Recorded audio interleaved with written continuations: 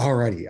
Got Hey it. everybody, hi y'all, hi y'all again, hi. So before I even get started, some of y'all don't even have a clue who I am. I'm Jermine Alberty, and I am the interim director of Alive and Well Communities. With me is Sean. Sean, tell people hi and who you are.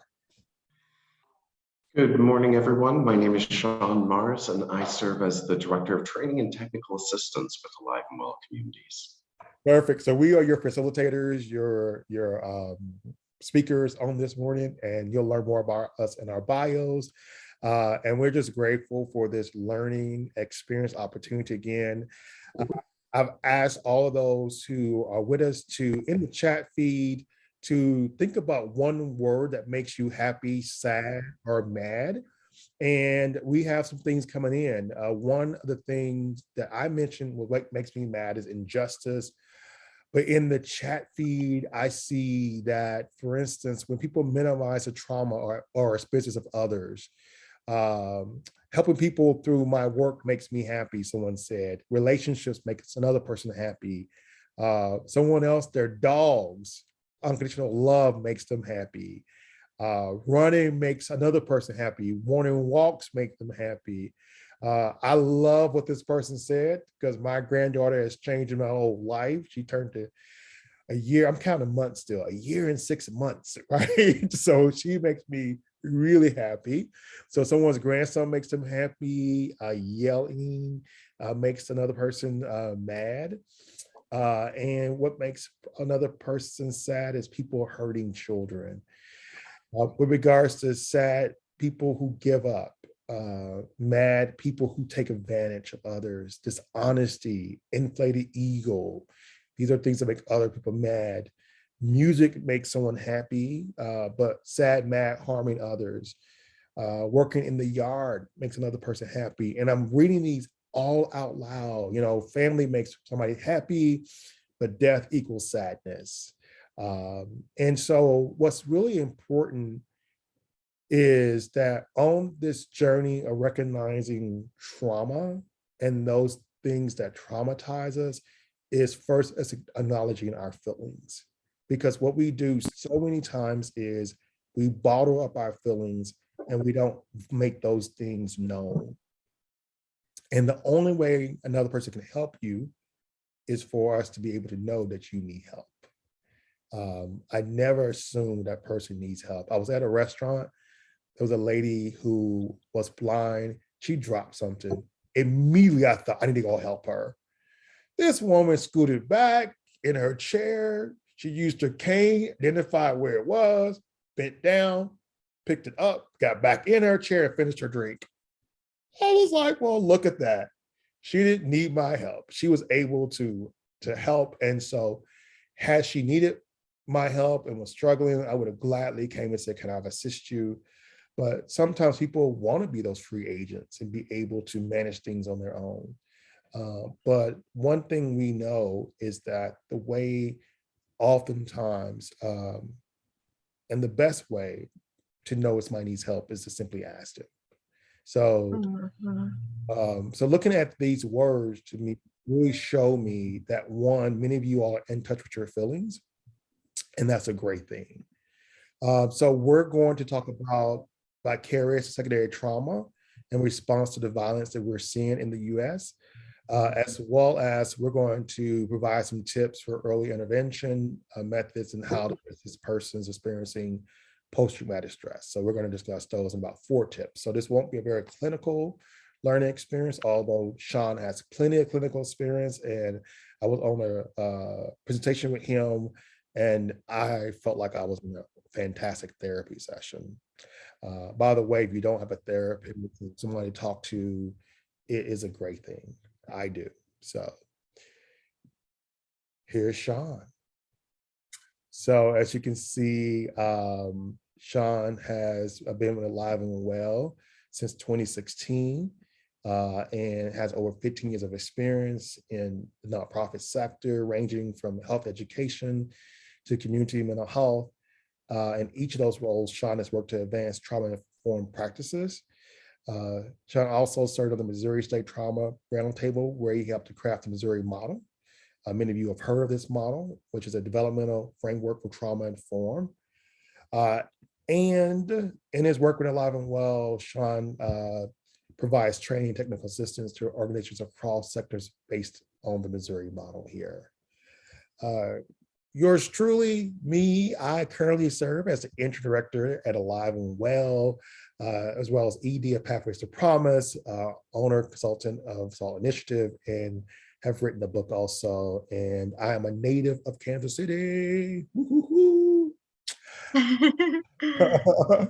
And so this is why when Jen asked me to work with building Alive and Well communities in Kansas City, I immediately was like, absolutely, I would love to do that, and have truly enjoyed reconnecting with friends and colleagues to do this work. So this is really, really great stuff.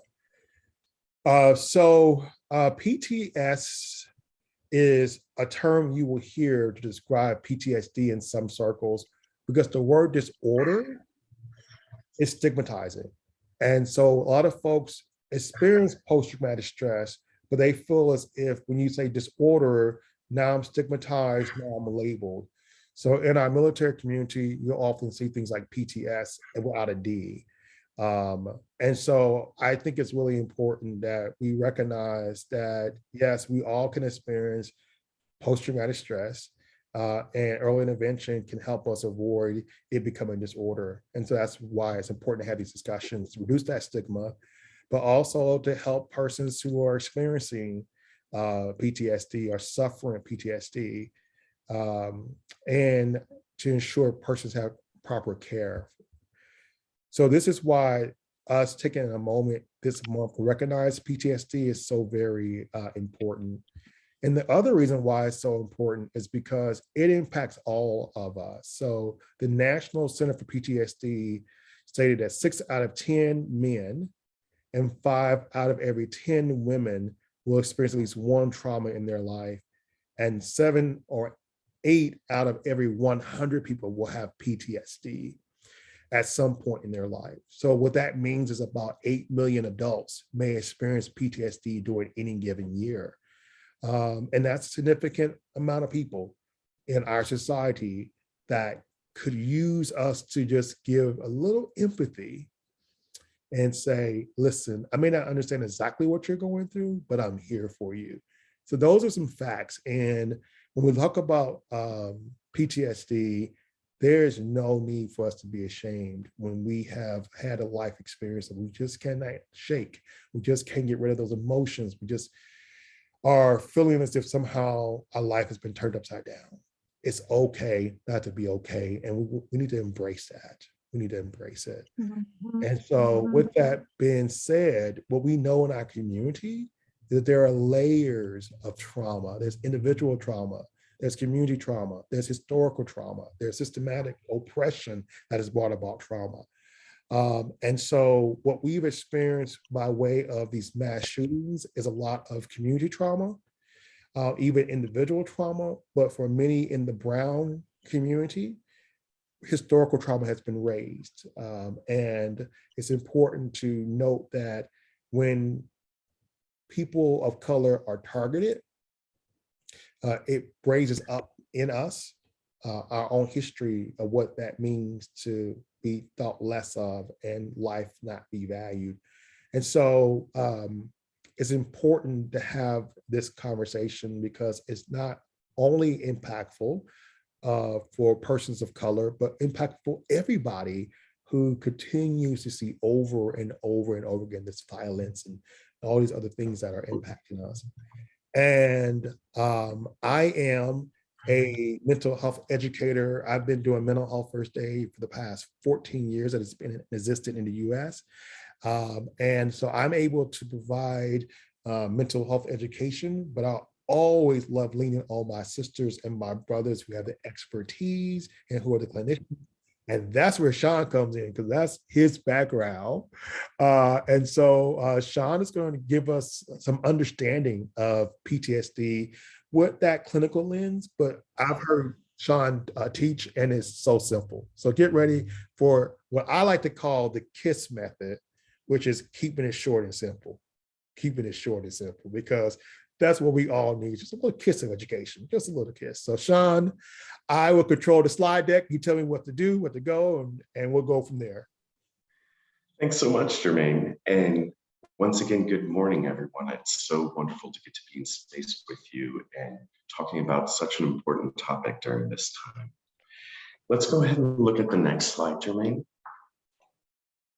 We know that when we think about the word trauma, and unfortunately, we hear this word far too often in the news every single day as we see trauma after trauma after trauma, as we just seem to be talking about it and just really in this storm of trauma. And so wanting to just kind of set a little bit of pace as we talk about that diagnosis of PTS or PTSD. So we know that when we think about trauma, that it's most commonly associated with PTSD.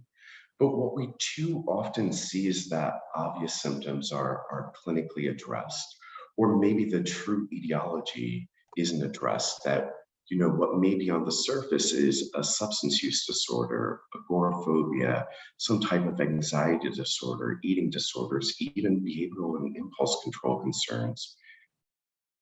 But not always do we understand what is that root etiology that those symptoms are stemming from.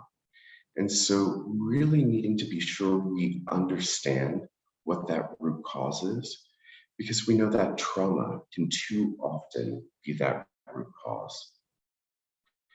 And we know that when we see those other symptoms, maybe of substance use or of anxiety, wanting to recognize that unless we treat and address the root cause, we're not going to be able to fully address those obvious symptoms.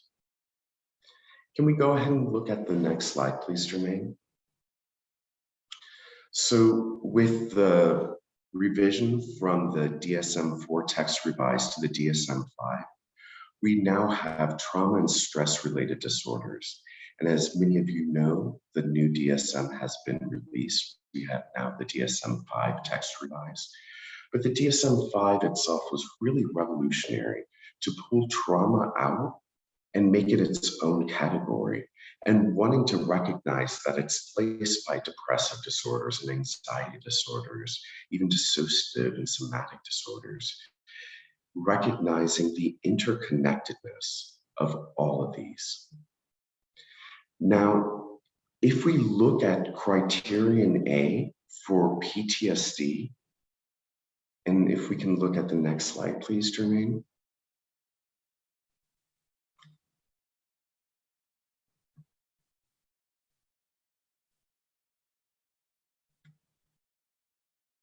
When we look at criterion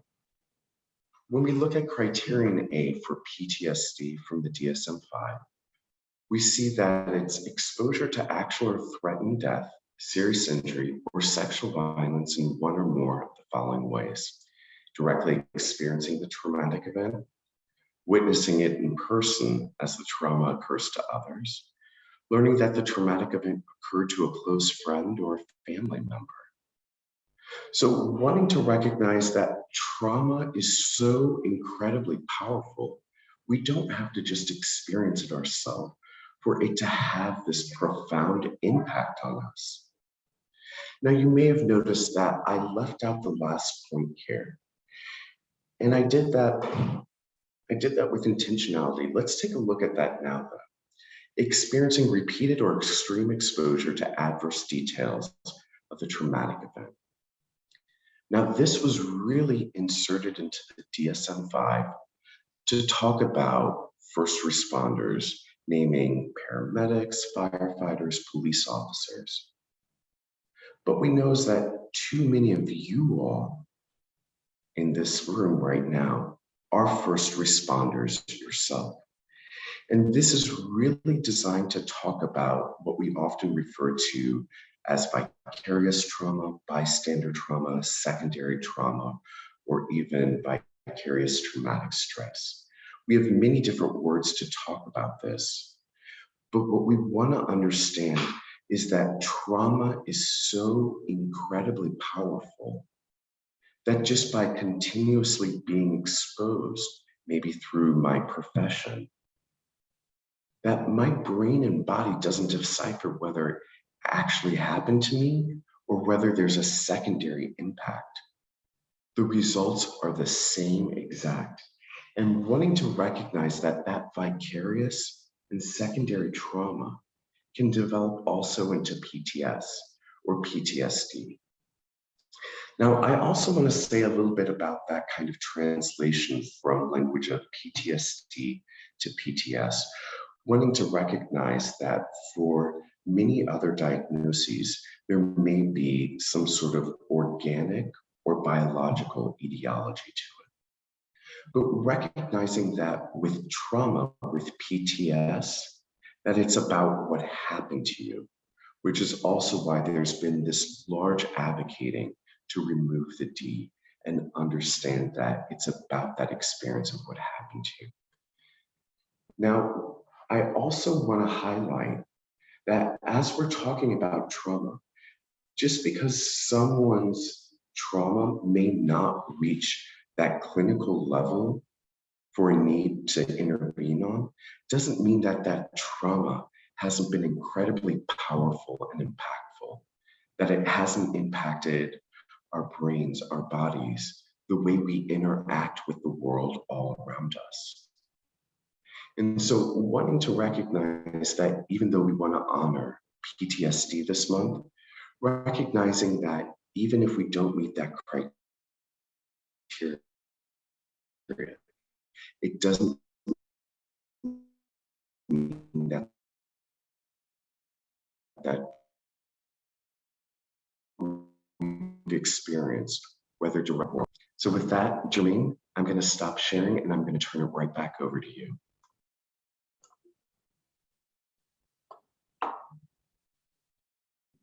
All right, thank you, Sean.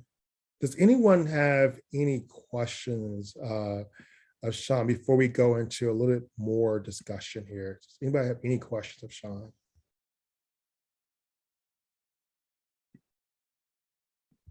I'll look at the chat feed also.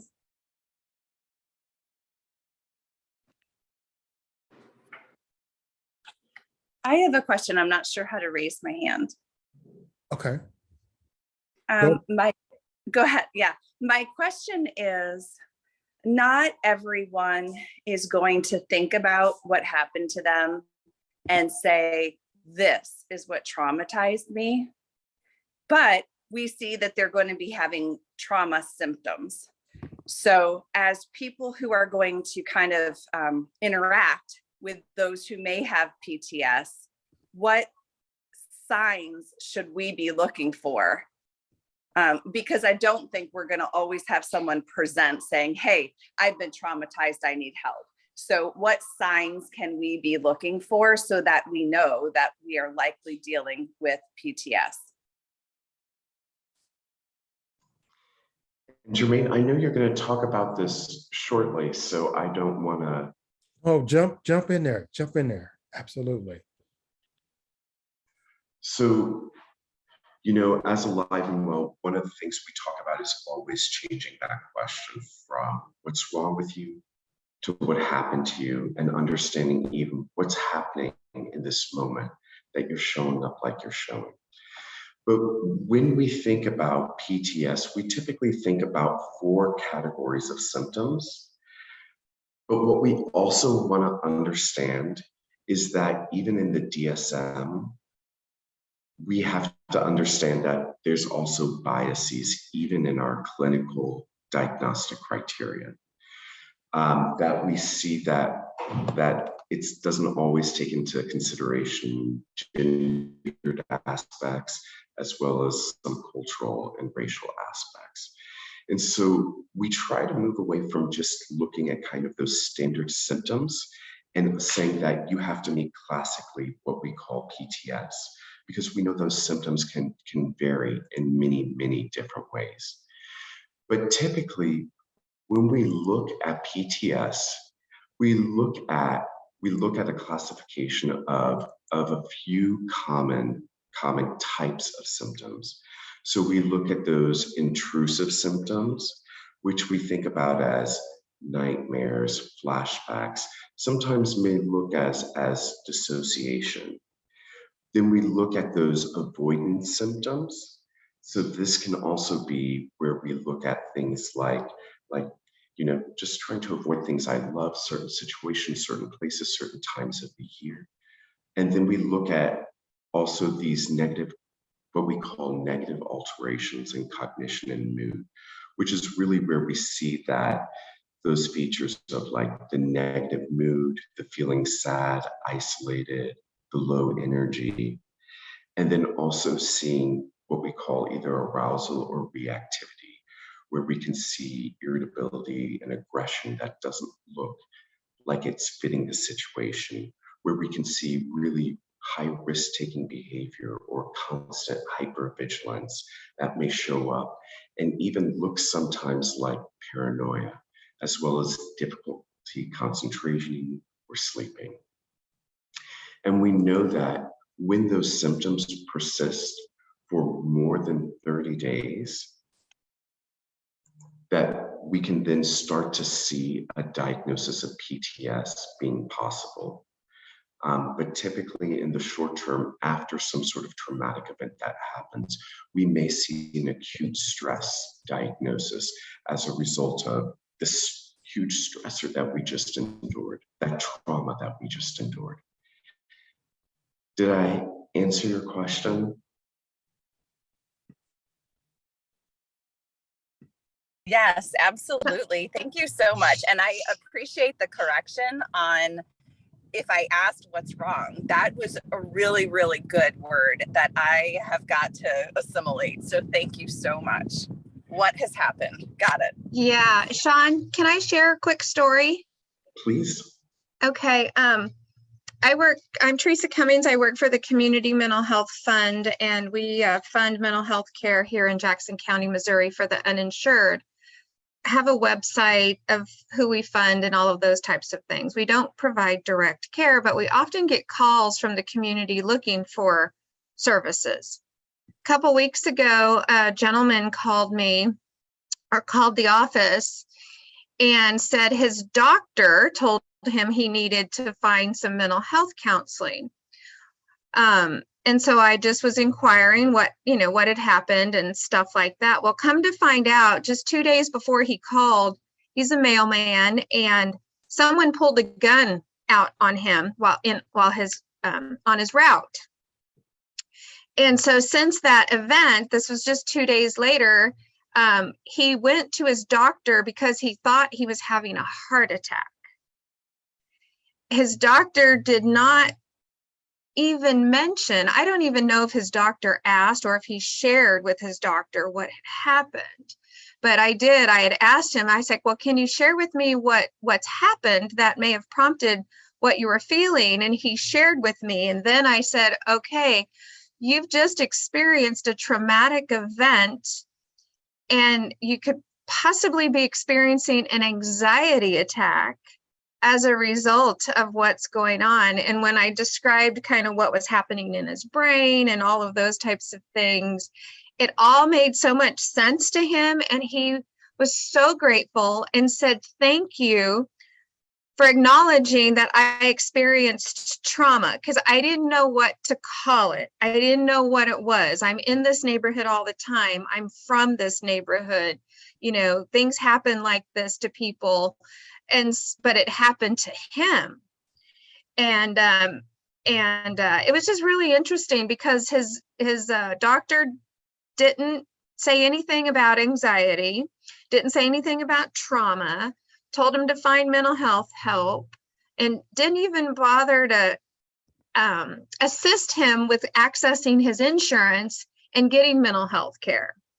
So I was able to help him with getting access to his insurance, figuring out his EAP, all of those types of things, and getting him connected and talk about the symptoms of trauma and anxiety attacks and different things like that. And at the end of this session, he said, thank you. I feel like I just got my mental health therapy session right now. But I appreciate what you're sharing with us as far as the symptoms.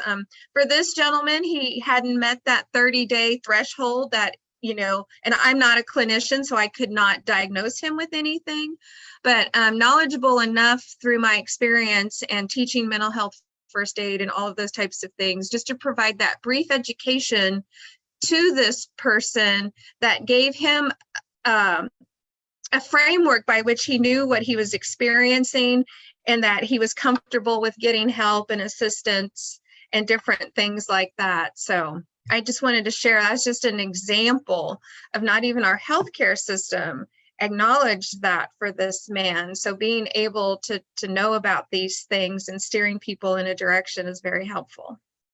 Teresa, thank you so much for sharing. I think that that's the beauty, little bias about mental health first aid, of course, but that's the beauty of having 2.6 million first aiders out there that can talk with people when they are experiencing those things, and using words like, you might consider talking to someone about that, because the KISS part of what has been said by Sean, that has been said by Teresa, is when talking to someone, listen for their experience. What are they experiencing? And then how long have they been experiencing those things, the duration, right? And the third, what's the impact? What's the impact of what they are experiencing, and what impairment might it be caused into their ability to function? That's really the KISS there, right? So what's the experience, what's the duration, and what's the impact? What's the impact on their lives? And you can really, if a person, my mother passed away in 2012. And it literally took me 8 years to grieve her, to come to the full race, to really for that to all come flooding forward. Because I just was on autopilot. I was just living life, taking care of family, doing things. It just didn't take time to grieve. That's why I always tell people that grief don't have an expiration date. There is no expiration date. So grief is not like milk. It's not like milk where it expires or has a goodbye date. Grief happens whenever it wants to happen. And so the impact of your trauma may not be immediate for some. It could take a while for what you just experienced to happen. I mean, the person who has a gun pulled on them is like, what just happened? And now all of a sudden their body is reacting to what happened. That's post-traumatic stress. In that moment, we have that. Everybody know those responses to anxiety, right? Fight, flight, freeze. You've heard those three things, right? And so sometimes we just fight through it. And sometimes we flee it, right? And sometimes we freeze. And that freeze does not mean in place. It does not mean that you freeze in place physically. You can emotionally freeze in that space. And then life can happen and it defrosts. And when it defrosts, all of a sudden, all of those things come flooding forward. And you're like, oh my goodness, what just happened to me? And that's the beauty of being able to have conversations with persons who have that empathy. And that's the benefit of being able to know who to encourage people to talk to when they are experiencing those kind of symptoms.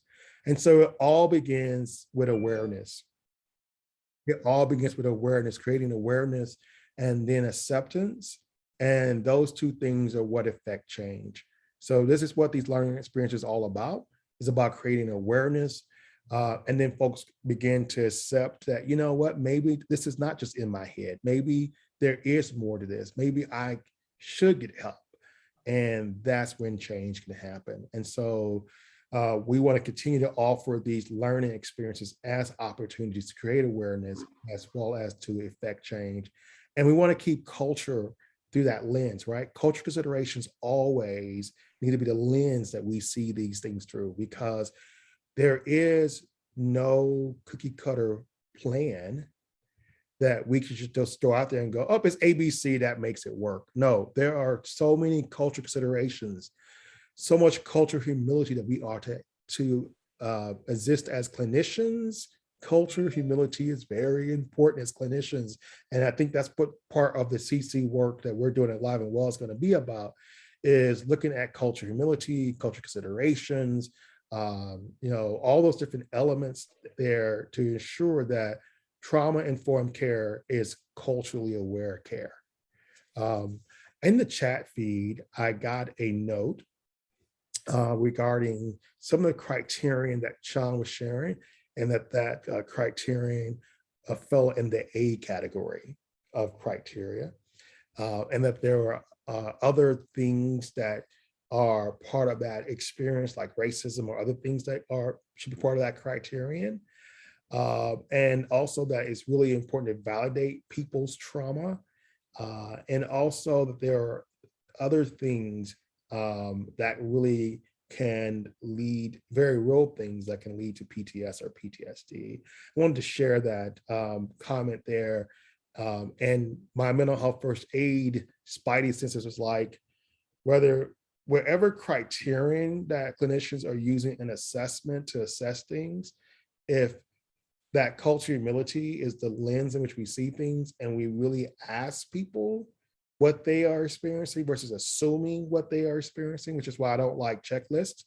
Like when I was working with Teresa and with cultural competency, we would get these lists, right? It's like, for Asian Americans, consider this. For African Americans, consider this. For Native Americans, and there's like this list, right, of things to consider. And to me, those lists can become stereotypes that are rooted in prejudice and bias. And so the way to know how a person feels is simply to ask them. So with regards to the Buffalo shooting, Uvalde shooting, from a cultural perspective, for me, I was just really wondering, when we value life, when we really value life, where does the value of life begin? And I don't want to get into theological or political debates in that sense, but I just think the question kept, when we value life in our policy, when we value life in how we see these things. And it just stirred up in me a need for us to have that conversation about how the trauma that we are experiencing, how we need to have those conversations. Sean, Jermine, jump in there. Yes. I also just want to mention that sometimes we use things like denial and desensitization as protective mechanisms, and how vital those protective mechanisms are, especially if we're in situations where we're facing repeated and continuous trauma. That sometimes we may not be ready to say, yeah, I'm experiencing trauma, because I experience it on a continuous and ongoing, even daily basis. So wanting to recognize that sometimes people may have very strong denial or even desensitization mechanisms to really protect themselves, to try to be able to just navigate everyday life. And wanting to recognize that for some individuals, they may not be ready to say, you know what, it is trauma. Mm-hmm. Because that denial, desensitization helps them to survive. Mm-hmm. Well, and I think the other thing that is important, and we want to encourage you all to chime in, and Stanley, go for it. I see your hand. All right. When Teresa said something, I started looking for the hand thing. So but I guess, and I am a clinician, spend a lot of time doing this, but I think there's in working and listening to people, a lot of times there's a defining moment in the sphere of our trauma that usually will give us a conclusion that we have to break through.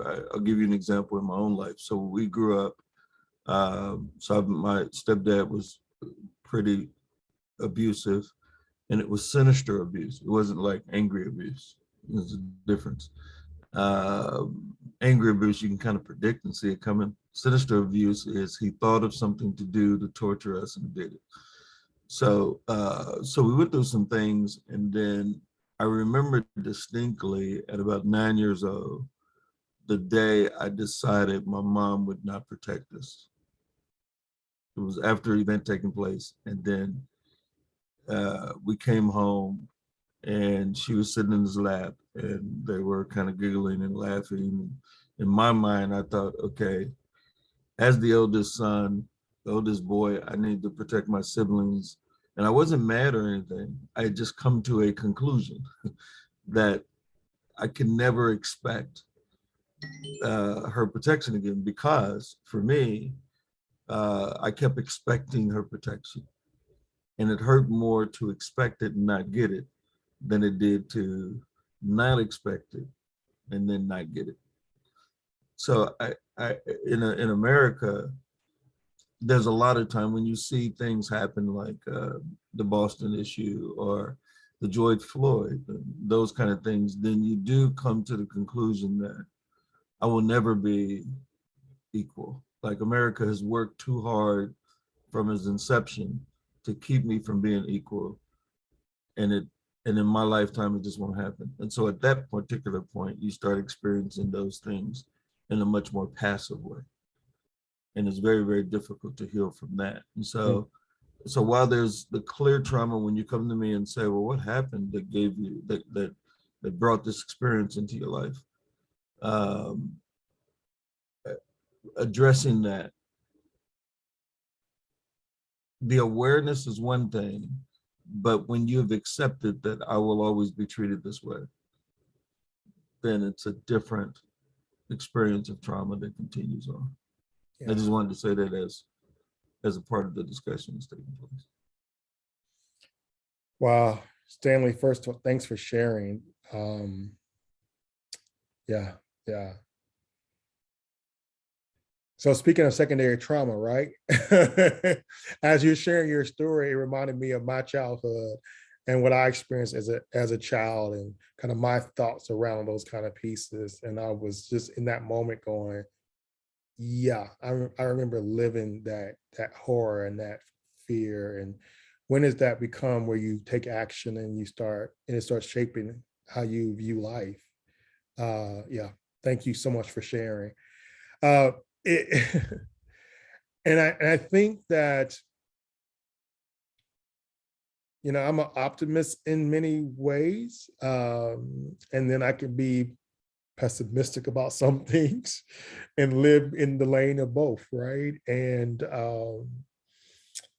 so I want to share this real quick, because you gave me a great segue, Stanley, and didn't even realize you was doing it. You gave me a great segue to my next slide.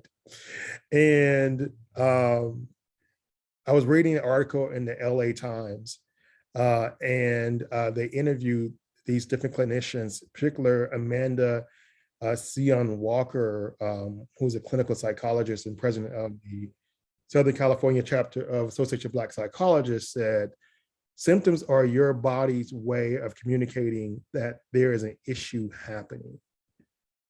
And I think about our physical well-being and how sometimes as people, we ignore those physical signs that something's going on. We just kind of push through them and it's only until it becomes a crisis that we go, oh man, I need to deal with this. I can't walk anymore.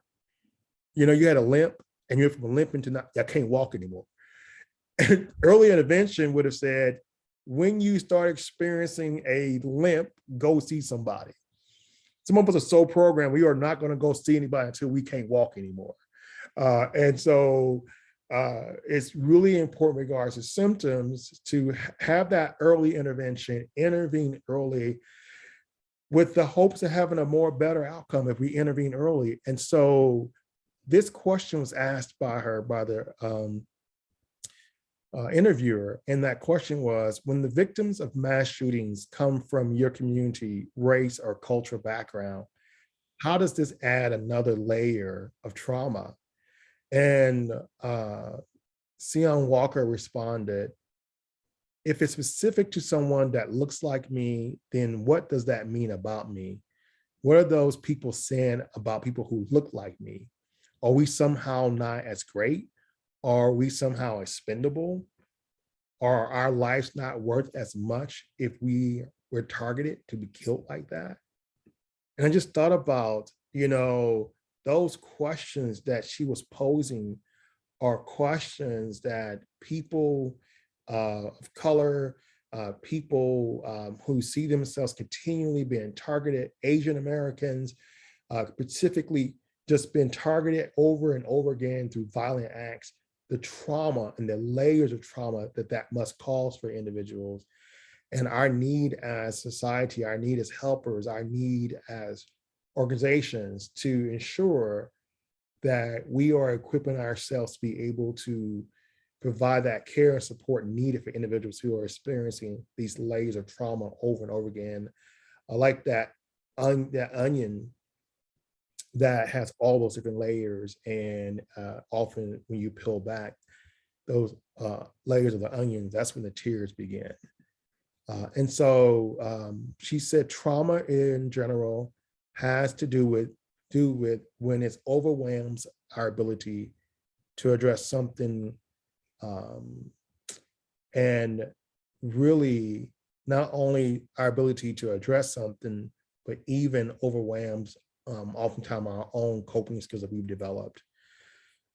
She also went on to say that secondary trauma is really one of those things that when we are being bombarded through social media, through the news, through all these different outlets, sometimes where we get information, sometimes this information is assaulting our own ability to cope.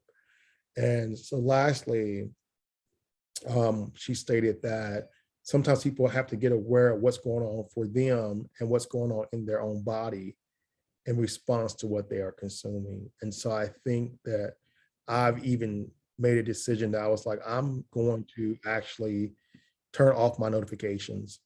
So I'm not continually notified when things happen, and I can choose to take on what I need to take on.